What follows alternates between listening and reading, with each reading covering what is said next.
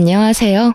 오랜만에 시간이나 창밖이 훤히 보이는 카페에 앉아 누군가를 기다리며 사연을 쓰고 있어요. 제가 이렇게 사연을 쓰게 된 이유는요.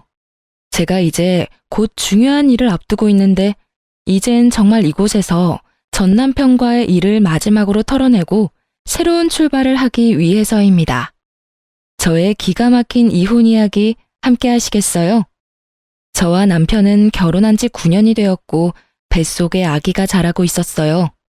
저에겐 축복과도 같은 존재였죠. 9년이란 세월 동안 고생했던 것에 대한 보상과도 같다고 느껴지더군요. 23살, 당시 남자친구였던 남편은 군대를 전역을 하자마자 운 좋게 취업이 되었고, 어리고 사랑에 미쳐있던 저는 남편과 서둘러 결혼을 하게 되었죠. 아직 세상과 남자를 모르는 어린 딸과 한 가정을 책임지기엔 어렸던 아들이 서로 결혼을 하겠다는 소식은 부모님들에게 받아들일 수 없는 충격과도 같은 사건이었어요. 양가 부모님들은 저희의 결혼을 반대하셨고 저흰 끝까지 결혼을 밀어붙였죠. 결국 시댁에서는 저희의 고집에 백기를 드셨고 친정에서는 끝까지 반대를 하셨어요. 하지만 남편에게 눈이 멀어버렸던 저는 부모 형제를 등지고 결혼을 강행하게 되었고 결국 부모님과 언니 오빠는 결혼식에는 참석해 주었지만 그 뒤론 거의 연을 끊다시피 하고 지냈습니다. 시댁에선 저희를 도와줄 능력이 되지 않았고 저흰 그 누구의 도움을 바라지 않고 오롯이 저희의 힘으로 가정을 꾸려나갔어요. 지금 생각해보면 참 열심히도 살았네요. 23살, 그 어린 나이에 친구도 멀리하고 이 일 저 일 가리지 않고 닥치는 대로 돈만 벌었어요. 그렇게 6년. 이를 악물고 힘을 합쳐 열심히 산 결과 저희에겐 저희 명의의 집이 생겼고 그 집에서 보내는 첫날 밤에 저와 남편은 그간의 세월을 돌아보며 서로를 보듬어 주었습니다. 여보, 정말 고생 많이 했어. 나 같은 놈한테 시집와서 남들 다 놀 때 일만 죽어라 일만 한다고 고생만 했네. 이제 집도 생겼으니 당신은 조금 쉬어. 나만 고생했어? 당신도 같이 죽어라 이래놓고선. 기억나? 우리 왜 결혼해서 원룸에서 처음 시작했을 때 30살 되기 전에 꼭 우리 집 갖자고 했었잖아. 그 꿈 이루기 위해 우리가 얼마나 열심히 살았는데 당연히 기억하지. 와, 그땐 정말 꿈만 같았는데 결국 이뤘어. 그것도 1년이나 빨리 말이야. 당신 덕이야. 당신이 함께 힘내줘서 생각보다 빨리 이렇게 살 수 있었어. 그래서 말인데 이제 당신 쉬면서 임신 준비하는 게 좋지 않을까? 임신? 하긴 더 늦어지면 더 힘들겠지? 그럼 이제부턴 마음 편하게 지내면서 몸부터 좀 만들자. 맛있는 것도 많이 먹고 좋은 곳도 다니면서 말이야.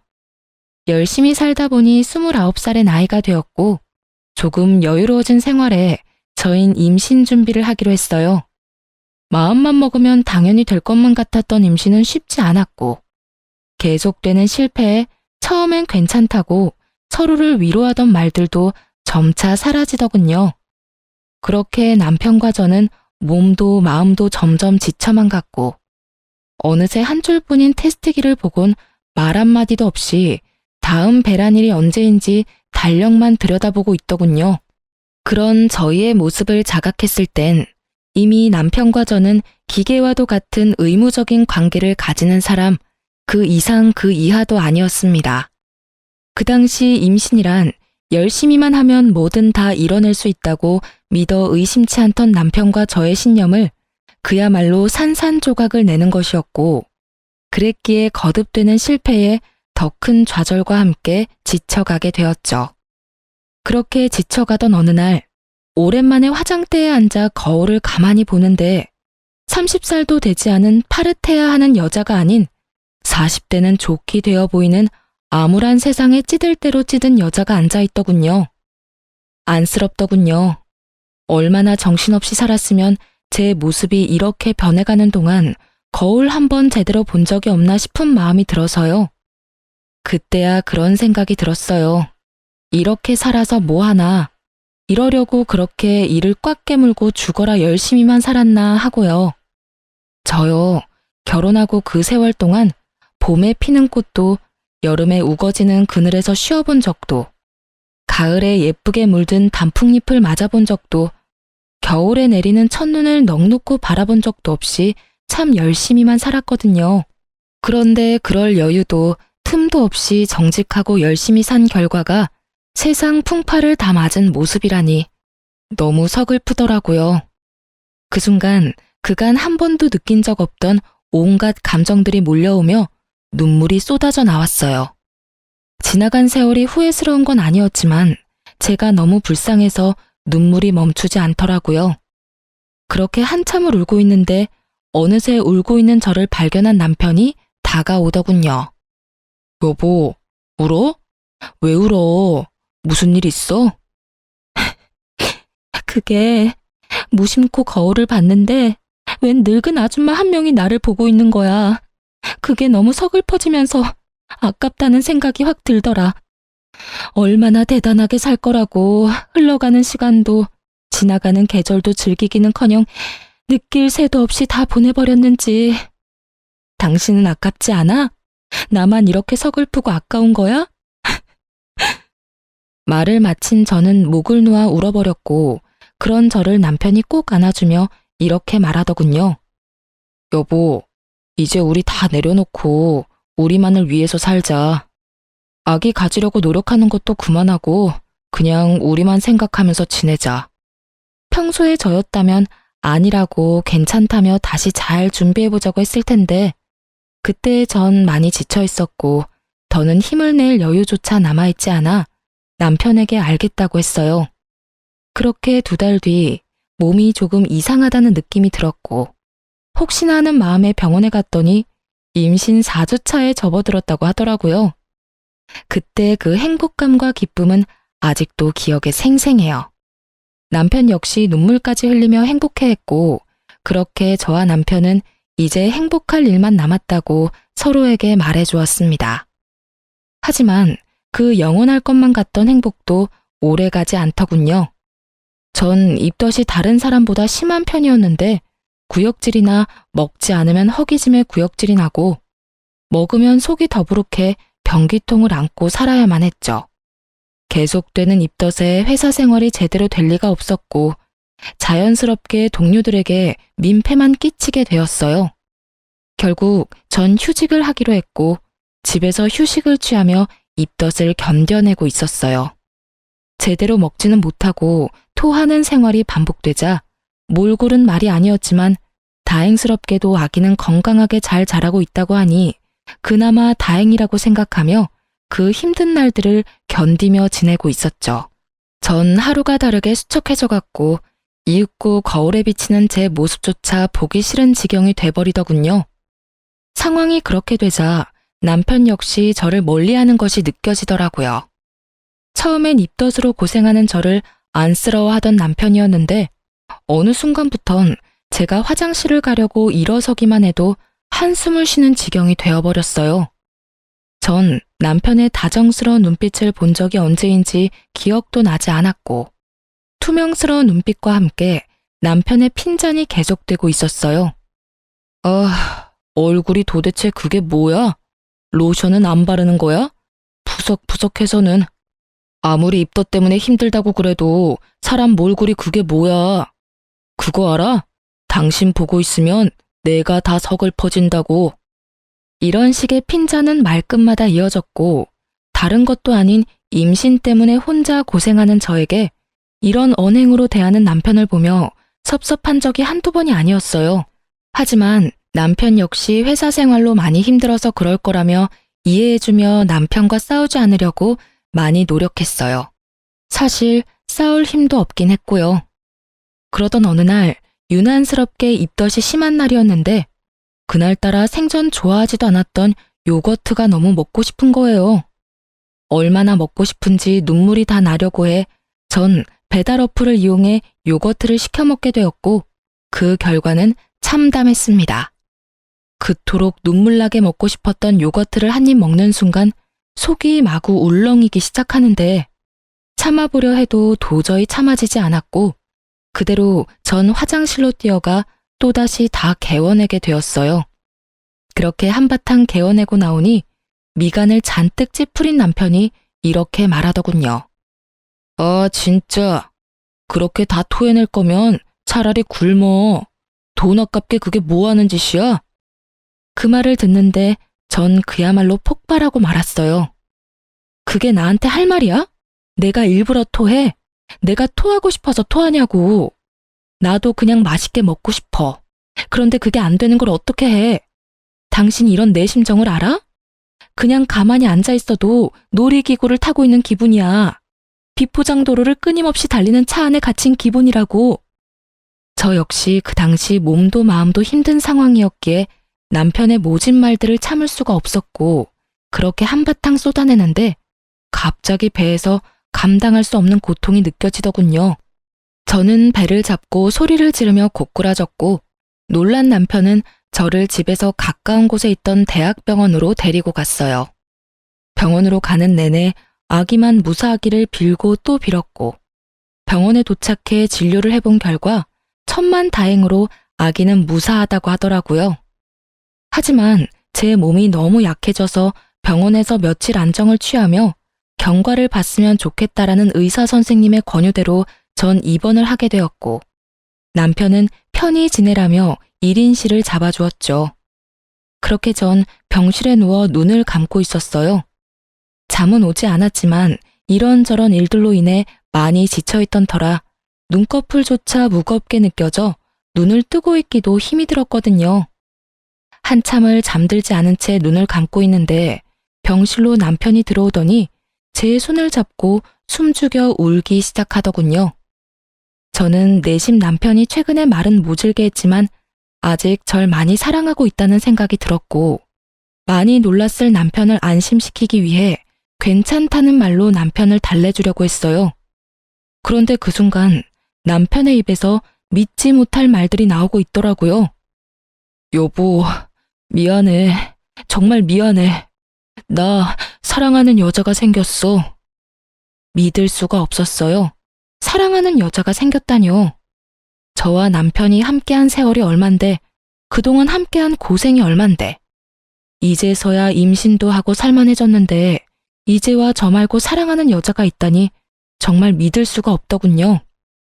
내가 이런 마음 품는 것 자체가 여보한텐 너무나도 큰 상처이고 배신인 걸 너무 잘 알지만 이미 그 여자한테 가버린 마음이 너무 커서 내 뜻대로 되지가 않아. 나 어떻게 해야 해? 내가 어떻게 해야 할까? 난 천벌 받을 거야, 정말. 말을 마친 남편은 계속해서 울고 있었고 전 저도 모르게 반사적으로 남편의 손을 있는 힘껏 잡아버렸어요. 저의 행동에 제가 잠들지 않았다는 사실을 알아차린 남편은 화들짝 놀라며 저를 바라보았고 전 그 자리에서 벌떡 일어나 남편에게 제가 들은 것이 진실인지 되물어 보았어요. 이게 다 무슨 소리야?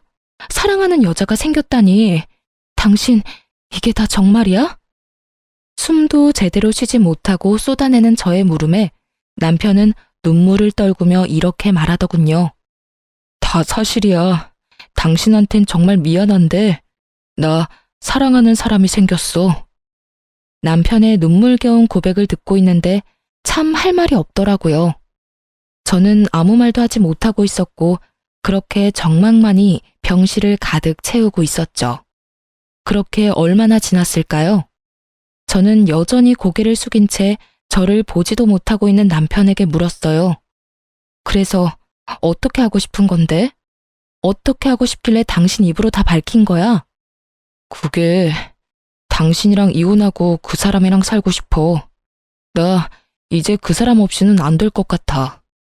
이렇게 말하는 와중에도 남편은 울고 있었고 전 피해자라도 되는 양 우는 남편에게 소리를 질러버렸어요. 울지도 마. 난 지금 당신 우는 꼴도 역겨워서 죽을 것만 같으니까 울지도 말라고. 뭐? 그 사람 없이는 안 될 것 같다고? 지금 그런 말을 나한테 하면서 울고 싶어? 울고 싶은 사람이 누군데? 당신이 피해자라도 되는 것처럼 울긴 왜 울어? 결혼 생활 내내 저의 이런 모습을 본 적 없었던 남편은 깜짝 놀라 아무 말도 못하고 있더군요. 전 벙어리가 되어버린 남편의 멱살을 잡고 흔들며 절규를 하기 시작했어요. 이 미친놈아, 이혼을 하고 싶다고? 그러면 뱃속 아기는? 나는 둘째치고 뱃속의 아기는 어떻게 할 거냐고. 네가 이러고도 인간이야? 네가 이러고도 사람이냐고. 저의 절규는 계속되었고 남편은 여전히 아무 말도 하지 못하고 있더라고요. 그 순간 남편의 휴대전화가 울렸고 휴대전화를 확인하는 남편의 눈빛이 갈피를 잡지 못하고 흔들리기 시작했어요. 전 직감적으로 상간녀라는 것을 알았고 제가 그 자리에서 죽는 꼴을 보기 싫다면 당장 전화를 받으라고 했어요. 제 말에 남편은 망설이는 듯 하더니 통화 버튼을 눌렀고 그 순간 저는 남편의 휴대전화를 빼앗아 스피커 버튼을 눌러버렸어요. 자기야, 놀라지 마. 나 임신했어. 테스트기가 두드리길래 병원에 가보니까 임신이래. 나 너무 좋아서 눈물이 다 나는 거 있지? 어쨌든 나 지금 집인데 빨리 좀 와줘. 상간녀는 울고 있더군요. 환희에 찬 기쁨의 눈물을요. 상간녀의 임신 소식이 병실을 가득 메우고 남편의 얼굴엔 순간이었지만 화색이 돌더군요. 하지만 그것도 잠시 남편은 제 눈치를 살피며 표정이 굳어져 갔고 상간녀의 빨리 와달라는 말과 함께 전화는 끊겨버리고 말았어요. 다시 찾아온 정막. 남편은 안절부절 못하며 제 눈치를 살피기 바쁘더니 조심스럽게 입을 떼더라고요. 여보, 나 잠시만 나갔다 올게. 진짜 아주 잠시면 돼. 조심스러운 말과는 달리 행동은 재빨랐고 빠르게 사라지는 남편의 뒷모습을 보며 전 그 자리에서 쓰러지고 말았습니다. 다시 정신을 차려 눈을 떴을 땐 혼자였고 제가 일어난 것을 확인한 간호사분이 담당 의사 선생님을 불러오시더군요. 산모님, 괜찮으세요? 정신이 드세요? 그 걱정스러운 눈빛과 물음들을 듣는 순간 눈물이 터져 나왔고 전 괜찮다는 말도 하지 못한 채 울어버렸습니다. 그 와중에도 다행인 건지 불행인 건지 아기는 무사했고 전 이 모든 상황들을 저와 함께 해준 아기를 지키기로 했어요. 물론 저 혼자서요. 남편과의 이혼은 피할 수도 피할 마음도 없었기에 저는 마음을 단단히 먹기로 했어요. 제가 첫 번째로 한 일은 흥신소를 통해 상간녀를 알아보는 일이었어요. 남편이 꽁꽁 숨기고 있는 그 여자가 어떤 여자인지 궁금해 미칠 지경이었으니까요. 며칠 뒤 흥신소에서 연락이 왔고 상간녀에 대해 알려주더라고요. 상간녀는 남편이 군대 가기 전 잠시 다녔던 대학에 함께 다니던 친구였는데 얼굴도 예쁜데 집도 부자여서 유명했다고 하더군요. 그 당시 남편을 좋아하는 여자가 있다고 들었던 것이 떠오르며 그 여자가 상간녀였음을 깨달았죠. 대학 졸업도 하지 못한 남편이 왜 대학 모임까지 나가게 된 것은 모르겠으나 알아본 바론 두 사람은 대학 동창회 모임에서 다시 재회해 그날 이후부터 만나기 시작했고 그 만남의 시점이 제가 임신한 직후라는 것을 알게 되었죠. 여기까지도 놀라운데 더 놀라운 사실이 기다리고 있더군요. 남편과 상간녀는 이미 살림도 차린 상황이었는데 그 집은 상간녀가 마련한 집으로 그야말로 저만 물러나 준다면 모든 것이 다 해결되는 분위기라는 것이었어요. 심지어 남편은 상간녀와 본격적인 만남을 시작하며 회사까지 그만둔 상태였고 그런 남편에게 상간녀는 투자를 해주어 현재 남편은 돈 걱정 없이 사업 준비를 하고 있는 상황이라는 것까지 알게 되었죠. 그쯤 되니 궁금해지더군요. 상간녀에게 향하는 남편의 마음은 연심인지 욕심인지. 그것이 뭐든지 간에 저의 비참한 마음은 같았고 그럴수록 저는 더욱 강해졌어요. 태어난 지가 언제인데 얼굴도 비추지 않던 남편은 웬일인지 다 늦은 밤에 집으로 들어오더군요. 남편의 표정, 숨소리, 손짓, 발짓. 그 모든 것들이 오늘이 우리의 마지막이라는 것을 보여주고 있었고 이윽고 남편의 입에서 이런 말이 나오더라고요. 여보, 우리 이혼하자. 이혼하자는 마당에 여보 소리는 잘도 한다. 내가 아직 당신한테 여보이긴 해? 그렇게 비꼬지 마. 나 마지막까지 당신이랑 얼굴 붉히고 싶지 않아. 참, 그러면 지금 내가 웃어야 해? 당신 마음 편해지라고 미친년처럼 하하호호 웃어줘야 해? 그런 말이 아니잖아. 나는 그저 좀 더 이성적으로 대화를 하자는 말이었어. 당신 보니까 내 욕심이 과했네. 아, 우리 이혼하자. 당신이 이혼만 해주면 이 집을 포함해서 그동안 모은 재산은 당신 다 줄게. 이거 말고 그 사람이 당신한테 따로 위자료도 두둑하게 챙겨준다니까. 제발 이혼만 해줘. 그래, 하자 이혼. 얼마나 줄지 기대할게. 그런데 나 한 가지만 물어봐도 돼? 당신은 우리 아기는 안 궁금해? 그 충격을 받고 무사한지, 무사하다면 앞으로 어떻게 할 예정인지, 낳을 건지 어떻게 할 건지 그런 건 궁금하지도 않아? 전 진심으로 궁금해서 물었고 남편은 저의 물음에 표정 하나 변하지 않고 이렇게 대답하더군요. 무사하단 이야긴 병원에 전화해서 들었어. 그리고 앞으로 어떻게 할지는 궁금해하면 뭐해? 내가 낳아서 키울 수 있는 것도 아닌데. 당신이 잘 생각해서 알아서 결정하겠지. 잘 생각해서 잘 결정해. 그게 어떤 결정이든 난 당신 의견 존중하고 응원하니까. 똥 같은 소리를 참도 정성껏 짓거리고 있더군요.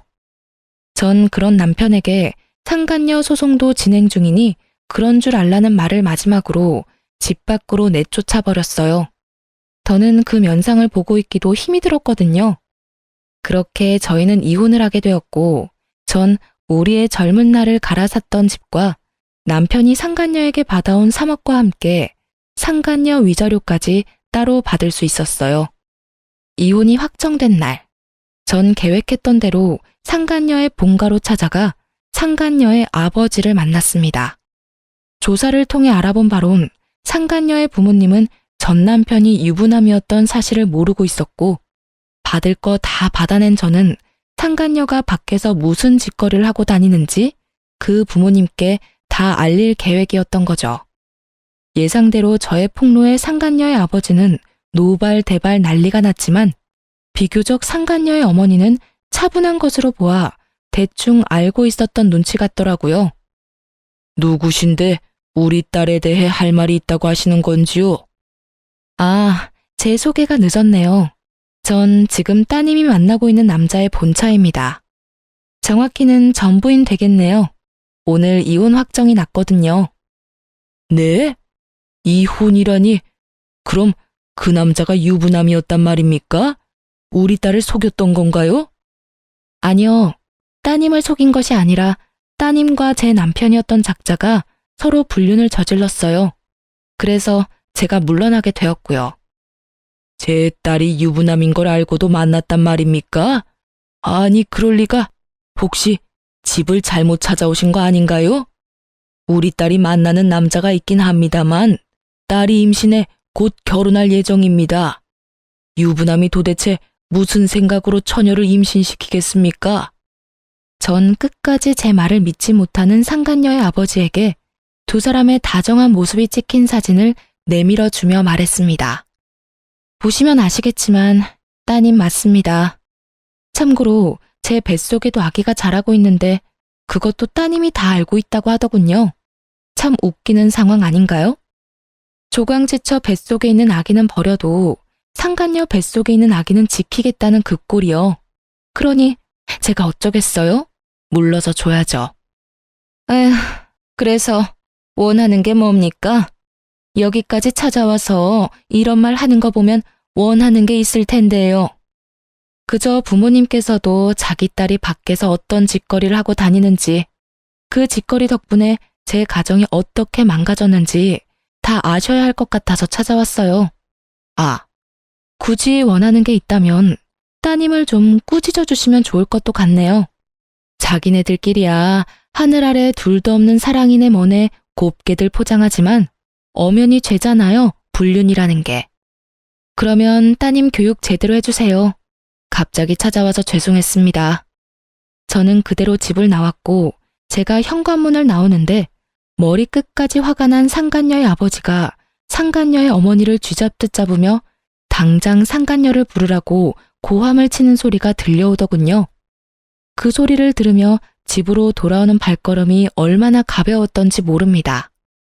그렇게 집으로 돌아온 전 이사할 예정이라 중요한 짐을 따로 추리고 있었고 상간녀에게 모든 이야기를 들은 전 남편이 역정을 내며 집으로 들어오더군요. 너 진짜 미쳤어? 돈은 다 받아 처먹고 뭐? 그 집을 찾아가? 네가 제정신이야? 이딴 식으로 행동할 거였으면 돈은 왜 받아갔어? 돈은 돈이고 이건 다른 문제지. 그 부모들도 알아야 하지 않겠어? 하나뿐인 외동딸이 밖에서 무슨 짓거리를 하고 돌아다니는지. 그래야 자식 교육을 똑바로 하지. 그래도 이건 너무하잖아. 꼭 이렇게까지 해야 했어? 군말 없이 이혼해줬는데 이 정도도 하면 안 돼? 너 때문에 지금 그 사람 아빠한테 붙잡혀서 질질 끌려갔어. 어쩔 거야? 어쩌긴 뭘 어째. 눈물이라도 흘려줘? 그거 참 안 됐다고 위로라도 해줄까? 그런 걸 원하니? 진짜 너 하여튼 오늘 일 때문에 그 사람 뱃속에 있는 아기라도 잘못됐다간 가만 안 있을 테니 그런 줄 알아? 전 남편은 악에 바친 듯 이를 꽉 깨물며 저에게 말했고 그런 전 남편의 모든 것이 어이가 없더군요. 그래서 전 어느새 꽤 나온 저의 배를 보여주며 이렇게 말했습니다. 이건 안 보여? 내 배는 안 보이냐고. 이 아기도 당신 아기야. 당신은 정말 이 아기는 보이지도 않는 거야? 저는 전 남편을 향해 목이 터져라 외쳤지만 전 남편은 그런 저에게 시선조차 주지 않았고 전 참지 못하고 전 남편의 뺨을 내리쳐버렸어요. 썩 꺼져. 빨리 꺼지라고. 앞으론 2번 다시 그 어떤 일로도 찾아오지 마. 한 번만 더 찾아오는 날엔 당신하고 그 여자 얼굴 온 세상이 알도록 인터넷에도 다 퍼뜨려버릴 테니까. 알겠어? 제 말에 남편은 저를 한번 흘겨보곤 나가버렸고 그 후론 전 남편이 찾아오는 일은 없었습니다. 한바탕 소란이 지나간 후 기다리고 기다리던 이삿날 아침이 되었고 제 소식을 어떻게 안 것인지 그간 연락을 끊고 살았던 엄마와 언니 그리고 오빠까지 집으로 찾아왔더군요. 저를 본 엄마는 저의 등짝을 때리며 우셨고 그런 엄마를 언니와 오빠는 말려주며 그저 저를 꼭 안아주었습니다. 이거 사, 이게 뭐야 도대체. 그러게 그렇게 말렸거늘. 고작 이런 꼴이나 당하려고, 이런 꼴이나 보이려고 가족들 다 버리고 나갔던 거야? 엄마, 그러지 마. 막내 임신 중이라잖아. 배 안 보여? 그래 엄마, 진정 좀 해. 몇 년 만에 보는 건데 애를 때리긴 왜 때려? 9년 만에 듣는 가족들의 목소리에 하염없이 눈물이 나더군요. 많은 감정이 섞인 눈물이었지만 가장 큰 감정은 당연히 미안함이었어요. 그렇게 가족 마음의 못을 박았으면 잘 살기라도 했어야 했는데 9년 만에 보인 꼴이 그런 꼴이라 죄송하고 미안하더라고요.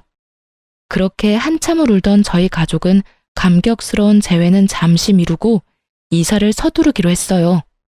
이삿짐 직원분들이 오셔서 더는 재회의 기쁨과 슬픔에 젖어 있을 틈이 없었거든요.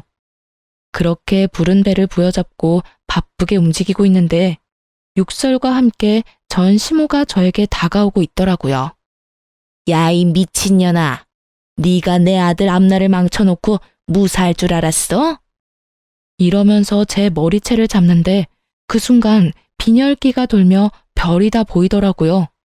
전 시모의 흥분은 극에 달해 있었고 저에 대한 원망과 함께 욕설들은 끊임없이 쏟아져 나오고 있었어요. 너 때문에 내 아들이 쫄딱 망하게 생겼어. 네가 그 집 찾아가서 다 말하는 바람에 내 며느리도 내 아들도 그 집에서 쫓겨나 버렸다고. 그게 어떻게 잡은 기회인데 네 년이 다 책임져. 다 책임지라고. 그 뒤로도 전 시모는 끊임없이 하소연과 함께 원망들을 쏟아냈고 이야기를 들어보니 모든 사실을 안 상간녀의 집에서는 상간녀에게 해주던 모든 지원을 끊어버렸고 두 사람이 살고 있던 집마저 뺏어버렸다고 하더군요.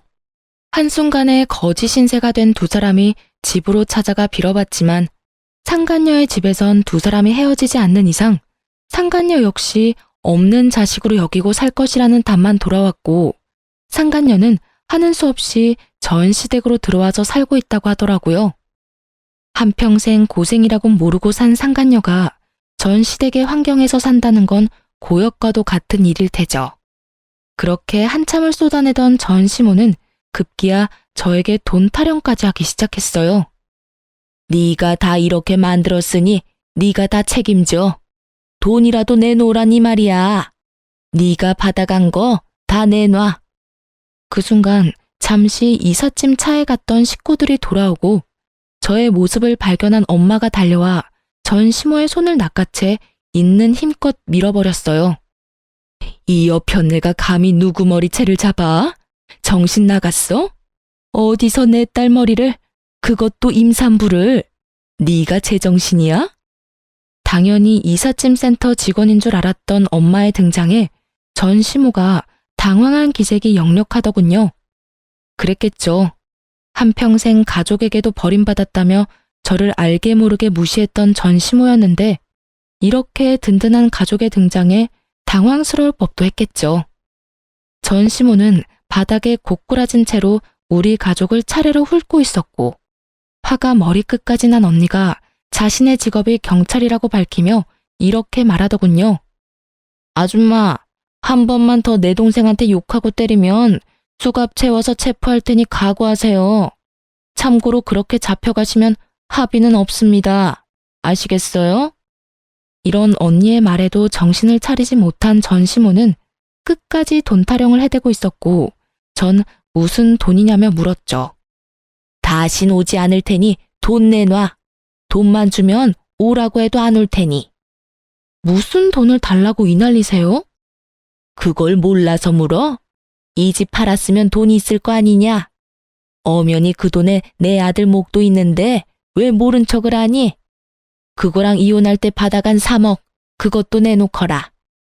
정말 뱃속의 아기만 아니었다면 욕이라도 실컷 해주며 있는 힘껏 한 대 때리고 싶더라고요. 다른 것도 아닌 위자료 내놓으란 말을 당당하게 하는 전시모의 모습을 보는데 화가 머리끝까지 나며 어이마저 없더군요. 아줌마, 잘 들어요. 그 돈은 내 뱃속에 있는 이 아기의 몫이자 내가 23살부터 이때까지 단 하루도, 단 1분도 제대로 쉬지 않고 열심히 살았던 날의 몫이자 하루아침에 배신당하고 갈기갈기 찢어져 버린 내 마음의 상처에 대한 약값이에요. 그러니까 절대 한 푼도 줄 생각 따위 없어요. 정 그 돈이 탐나고 갖고 싶으면 소송을 거세요. 저는 코웃음을 치며 전시모에게 말했고 제 말이 끝나자마자 변호사인 오빠가 나서 제 변호를 자처하고 나서더군요. 참고로 제 동생 변호는 제가 맡도록 하죠. 마침 그 분야가 제 전문이라 자신 있거든요. 그러니 언제든 소송 걸고 싶으면 걸도록 하시죠. 애꿎은 제 동생 괴롭히지 말고 법으로 이야기하자 이 말입니다. 전시모는 꽤 많이 당황한 눈치이더군요.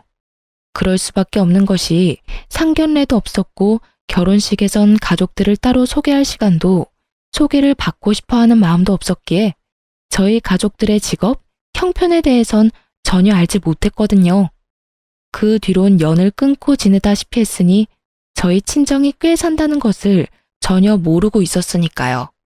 전시모는 오빠의 말이 끝나자 당황한 눈초리로 가족들을 번갈아 살피기 시작하더군요. 경찰인 언니의 변호사인 오빠, 그리고 있어 보이는 엄마의 차림새까지. 찰나의 순간 가족들을 살핀 전시모는 갑자기 태세를 바꿔 저에게 무릎까지 꿇고 애원하기 시작하더군요. 아가, 내가 잠시 미쳤었구나. 내 아들이 하루아침에 거지꼴이 되어서 집으로 들어왔는데 어떤 부모가 제정신일 수가 있겠어. 너도 뱃속에 아기가 있으니 조금은 이해를 할 거다. 그러니 방금 전 내 행동은 네가 이해를 좀 해주렴. 그리고 이해하는 김에 내 아들도 좀 이해해주면 안 되겠니? 말이야 바른 말이라고 여자가 작정하고 꼬시는데 남자가 어쩌겠어. 그간의 정을 생각해서라도 네가 이해하고 용서 좀 해주렴. 네가 용서만 해주면 내 아들도 다시 너한테 돌아올 거고 그렇게 두 사람 제외하게 되면 뱃속의 아기한테도 좋지 않겠어? 애를 생각해야지. 이 험한 세상에 애를 혼자 낳아서 어쩔 생각이니? 남들 다 있는 아빠, 우리 손주한테서 뺏을 생각은 아니지? 이때껏 한 번도 꺼내지 않던 손주 이야기까지 들먹이며 애원하는 꼴이 참 가증스럽기 그지없더군요. 엄마 역시 저와 생각이 같았는지 전 시모의 말에 한마디의 대꾸도 없이 시모를 질질 끌어다 내쫓아버렸고 저의 이사는 무사히 마칠 수 있었습니다. 그날 이후 전 가족의 품으로 돌아가게 되었어요. 이미 사버린 집은 새를 주기로 했고 가족의 뜻에 따라 친정에서 지내게 된 것이죠. 그렇게 친정에서 지내는 동안 출산 날이 가까워졌고 입원을 했던 대학병원에서 진료를 계속 보며 그곳에서 출산까지 하기로 했습니다. 출산을 하기 전 마지막 진료 날, 언니와 함께 병원에 갔는데 그곳에서 전 생각지도 못한 사람을 만나게 되었어요. 그건 바로 상간녀와 전 남편이었어요. 그토록 화려하고 당당하던 상간녀의 모습은 온데간데 없이 사라지고 행색이 초라한 배불뚝이 여자가 전 남편과 옆에 자리하고 있더군요. 한 걸음씩 한 걸음씩 두 사람과 가까워졌고 저와 언니를 발견한 상간녀는 두 눈이 동그래지더니 이내 승리의 표정을 지으며 전 남편의 팔짱까지 급하게 끼고 저에게 다가와 인사를 건네더라고요. 오랜만이네요. 잘 지냈어요? 아, 이런 질문 좀 그런가요? 하긴, 잘 지낼 턱이 없는데 질문이 좀 그랬죠? 방금 전까지 전 남편과 돈 때문에 다투는 소리를 다 들었는데 이렇게까지 해서 저에게 아는 척이 하고 싶은 그 마음이 다 궁금하더군요. 그런데 그 애는 정말 낳아서 혼자 키울 수 있다고 생각해요? 진작 지우지. 이게 무슨 청승맞은 짓이에요. 뭐라고? 너 말 다 했니? 그게 네가 나한테 할 말이야? 왜 화를 내고 난리래? 다 걱정해서 하는 말인데. 아, 그리고 혹시나 해서 하는 말인데 양육비 이런 건 바라지도 말아요. 하긴 뜯어간 돈 많으니 양심이 있으면 양육비 달란 말은 못하겠지. 상간녀는 어떻게 해서든 제 속을 긁고 싶어 안달인 듯 했으나 전 도발에 더는 넘어가지 않았고 상간녀를 위아래로 훑어주며 이렇게 말했습니다. 그게 걱정이어서 굳이 반가워하지도 않는 사람한테 인사까지 한 거야? 하긴 꼴을 보아하니 걱정이 되긴 하겠다. 양육비 줄 능력도 처지도 안 되니까 말이야. 나 양육비 달라는 말 할 생각도 없으니까 그런 걱정은 넣어두고 사랑으로 가진 애 잘 낳아서 찢어지게 가난한 집에서 잘 키워봐. 난 댁들 덕분에 가족도 다시 만나 잘 지내고 돈도 많아서 양육비 걱정은 없거든. 제 말에 상간녀는 미간을 찌푸리는가 싶더니 이내 코웃음을 치며 비아냥대기 시작하더군요. 참 좋기도 하겠네요. 남편도 뺏겨서 애도 혼자 낳고 혼자 키워야 하는 마당에 좋다고 웃는 꼴이 참. 어떤 면에선 참 대단하기도 하네요. 상간녀의 비아냥거림에 제가 반격을 하려는 순간 어느새 제 곁으로 온 담당 의사 선생님이 제 어깨에 손을 두르며 언니에게 이렇게 말하는 것이 아니겠어요? 초영, 여기서 뭐 하세요? 무슨 일 있어요? 표정이 왜 이렇게 안 좋아요? 처영이라니. 전 크게 당황을 했고 언니 역시 당황한 기색이 역력했지만 그것도 잠시 천연덕스럽게 선생님께 제부라고 하며 상황을 설명하기 시작하더군요. 언니의 설명을 들은 선생님은 제 어깨를 잡은 손에 힘을 주며 말을 하더군요. 아, 아직 소식 못 들으셨나 봅니다. 저 이 사람하고 결혼 약속했어요. 식은 아직이긴 한데 출산하고 몸 추스르는 대로 결혼식 올리려고 하고 있어요. 원하신다면 청첩장 나오는 대로 보내줄 테니 와서 자리를 빛내주는 것도 좋을 것 같네요. 언니 못지않게 선생님은 천연덕스럽게 연기를 펼쳤고 선생님의 말에 이때껏 입 한 번 떼지 않고 있던 전 남편이 저를 향해 말을 하더군요. 여보, 이게 다 사실이야? 당신 이 남자랑 결혼했어? 혼인신고라도 한 거야? 전 남편의 말이 끝나자마자 여보라는 단어에 발끈한 상간녀는 제가 무어라 답할 새도 없이 전 남편을 쥐잡듯 잡기 시작하더군요. 당신, 지금 뭐라고 했어? 여보? 누구 보고 지금 여보라고 하는 거야? 상간녀의 말에 전 남편은 그제야 자신이 어떤 단어를 썼는지 자각한 듯 새하얗게 질린 얼굴로 말까지 더듬더라고요. 아니 그게 습관적으로 나도 모르게 튀어나왔어. 그걸 지금 말이라고 해? 당신은 아직도 저 여자하고 결혼한 사이라고 착각하는가 봐. 아니, 저 여자랑 다시 살고 싶기라도 한 거야? 무슨 말을 또 그렇게 해. 실수라고 했잖아. 실수라고? 그래, 그건 실수라고 치자. 그런데 당신이 왜 저 여자가 결혼한 사실에 화를 내? 왜 간섭하냐고. 그건 나도 놀라서 그랬지. 당신 지금 너무 흥분했어. 진정 좀 하고 진료나 보러 가자. 예약 시간 다 됐어. 지금 내가 진료 보게 생겼어? 당신 같으면 이 기분에 진료가 보고 싶겠냐고. 내가 누구 때문에 이 모양 이 꼴로 살고 있는데, 내가 왜 이런 거짓꼴로 살고 있는데, 당신 하나 보고 다 버리고 와서 이렇게 사는 난 신경도 안 쓰면서 전부인이 재혼한 사실이 그렇게 신경 쓰여? 상간녀는 악을 쓰며 남편을 닥달했고 그런 상간녀의 말이 지긋지긋하다는 듯 전 남편은 짜증을 섞으며 답을 하더군요. 내가 당신한테 가족 버리고 나한테 와달라고 했어? 당신이 좋아서 다 버리고 나한테 와놓고 왜 또 그런 말을 하는 거야? 지겹지도 않아? 무슨 일만 일어났다 하면 이 모양 이 꼴 타령하는 거? 나야말로 누구 때문에 그 좋은 회사까지 그만두고 이 모양 이 꼴이 됐는데 다 당신이 투자해준다고 해서 이렇게 된 거잖아. 두 사람은 급기야 언성까지 높이며 싸우기 시작했고 그 광경을 지켜보던 선생님은 제 손을 진료실로 이끌며 이렇게 말했어요. 우린 이만 들어가요. 이런 난장판은 뱃속의 아기한테 좋지 않아요. 얼른요. 그렇게 선생님의 손에 이끌려 진료실 의자에 앉은 전 어리둥절했고 이내 간호사 선생님이 들어오셔 두 사람이 난동에 가까운 싸움을 하다 결국 병원에서 쫓겨났다고 하더군요. 그 만남을 마지막으로 전 다신 그 사람들을 만나기는커녕 소식조차 들을 수도 없었습니다. 그렇게 정말 전 남편과의 모든 것이 끝이 나고 전 무사히 출산했습니다. 출산 이후 전 제 소중한 보물을 안겨주신 선생님께 보백받게 되었어요. 사실 병원에 처음 와 전 남편의 외도 사실을 알게 되었을 때 걱정스러운 눈빛으로 절 위로해준 그 선생님이 저의 담당 선생님이었고 선생님의 말에 의하면 그날부터 제가 신경이 쓰였다고 하더군요. 처음엔 그저 제가 불쌍했다고 했어요. 불쌍해서 눈길이 더 가고 마음이 더 쓰였다고요.